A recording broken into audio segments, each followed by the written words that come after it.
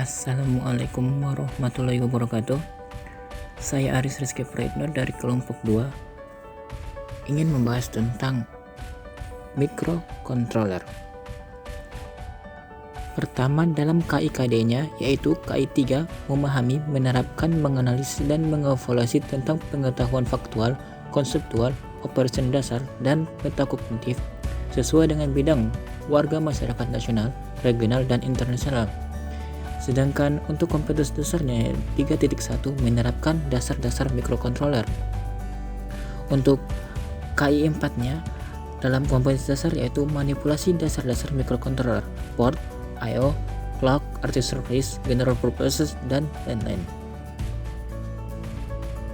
Selanjutnya, indikator.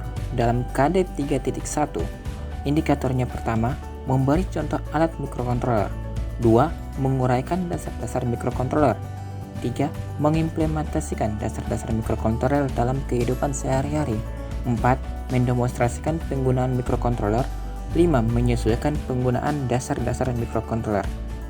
Sedangkan untuk KD 4.1 yaitu mahasiswa mampu mengulangi pengertian microcontroller, mampu membedakan komponen microcontroller, mampu menanggapi kelebihan dan kekurangan microcontroller, mampu menerapkan penggunaan microcontroller untuk membantu manusia, serta mampu menggunakan Arduino Uno sebagai salah satu alat microcontroller. Dalam bahan ajar, pengetahuan, yaitu guru memberi contoh alat microcontroller, kemudian guru menguraikan dasar-dasar microcontroller, kemudian guru mengimplementasikan dasar-dasar microcontroller dalam kehidupan sehari-hari. Untuk KD keterampilan, guru mengulangi pengertian microcontroller, guru membedakan komponen microcontroller, serta guru menanggapi kelebihan dan kekurangan microcontroller. Materi pertama yaitu apa itu microcontroller. Microcontroller adalah sebuah chip yang berfungsi sebagai pengontrol rangkaian elektronik dan umumnya dapat menyimpan program di dalamnya. Dalam materi lain yaitu microcontroller juga dapat diartikan suatu alat elektronik digital yang mempunyai masukan dan keluaran serta kendali dengan program yang bisa ditulis dan dihapus dengan cara khusus. Cara kerja microcontroller sebenarnya membaca dan menulis data. Dalam kehidupan sehari-hari, microcontroller digunakan dalam alat yang mengendalikan secara otomatis seperti sistem kontrol mesin, remote control, mesin kantor, peralatan rumah tangga, alat berat, dan mainan-mainan yang menggunakan microcontroller itu sendiri. Microcontroller itu sendiri tersusun dalam satu chip di mana prosesor, memori, dan input-output terintegrasi menjadi satu kesatuan kontrol sistem, sehingga microcontroller dapat dikatakan sebagai komputer mini yang dapat bekerja secara inovatif sesuai dengan kebutuhan sistem. Jadi dalam pengertian microcontroller itu, microcontroller sendiri memiliki komponen yang dibagi menjadi dua. Yang pertama, sistem minimal microcontroller. Sistem minimal microcontroller yaitu sebuah rangkaian microcontroller yang sudah siap digunakan untuk menjalankan sebuah program yang dinamakan IC microcontroller. Sedangkan yang kedua, komponen microcontroller itu sendiri yaitu sebuah software pemrograman dan compiler serta downloader yang digunakan dalam microcontroller itu. Seperti yang dikatakan tadi, microcontroller itu memiliki sebuah komponen.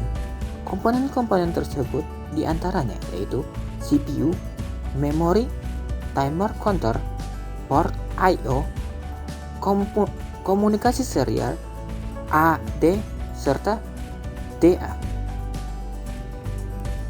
Yang pertama yaitu CPU atau Central Processing Unit. Pada microcontroller berupa microprocessor yang berfungsi sebagai otak dari microcontroller. Kemudian memori, RAM, ROM, dan EEPROM. RAM, ROM, dan EEPROM hampir selalu ada pada setiap microcontroller. Sedangkan EEPROM hanya terdapat pada jenis microcontroller tertentu. ROM digunakan sebagai tempat penyimpanan program.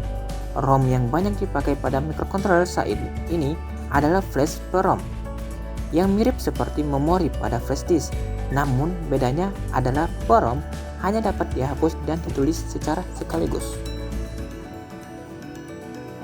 Kemudian di dalam microcontroller itu terdapat timer atau counter. Peranti ini berfungsi untuk mencacah sinyal dari clock ataupun sinyal dari suatu kejadian. Jika sinyal yang dicacah berasal dari clock, maka peranti ini berfungsi sebagai waktu. Sedangkan jika berasal dari clock, maka peranti ini berfungsi sebagai pencacah. Kemudian port I/O atau piranti input dan output. Seperti kebanyakan piranti input dan output lainnya, dalam microcontroller ini digunakan sebagai penghubung dari program yang akan dikompiler nantinya. Port I/O ini dibedakan menjadi saklar, sensor digital, display digital, aktuator digital, AD, DA, eksternal. Kemudian komunikasi serial. Komunikasi serial atau real-time clock from eksternal microcontroller lain pada PC. Lalu adanya AD, yaitu sensor analog pengkondisi sinyal, sedangkan DA yaitu akumulator analog penguat sinyal. Kemudian langkah pemrograman.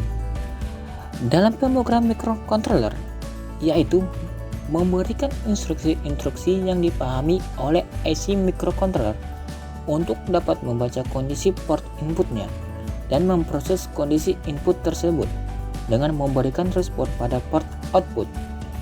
Instruksi atau perintah tersebut ditulis oleh seorang programmer dengan bahasa pemrograman yang dipahami oleh programmer itu sendiri, kemudian diterjemahkan atau dikompil oleh software compiler menjadi bahasa mesin yang dipahami oleh IC microcontroller. Bahasa mesin ini sebenarnya hanya terdiri dari deretan angka biner 0 atau 1, di mana dipahami oleh mesin sebagai perintah on atau off saja. Dalam langkah pemrograman, programmer itu sendiri bertugas yaitu pertama, menulis program. Program-program yang ditulis pada microcontroller terdapat beberapa pilihan software dan bahasa pemrograman yang biasa dipakai. Di antaranya yaitu Atmel Studio yang menggunakan assembly, CodeVision yang menggunakan C, dan Bascom AVR yang menggunakan BASIC. Kemudian programmer menginputkan program ke IC microcontroller. Setelah itu melakukan pengecekan kesalahan. Jika terdapat sebuah kesalahan, maka programmer menulis program ulang, kemudian menginputkan lagi dan mengecek kesalahan lagi sampai program itu benar-benar benar.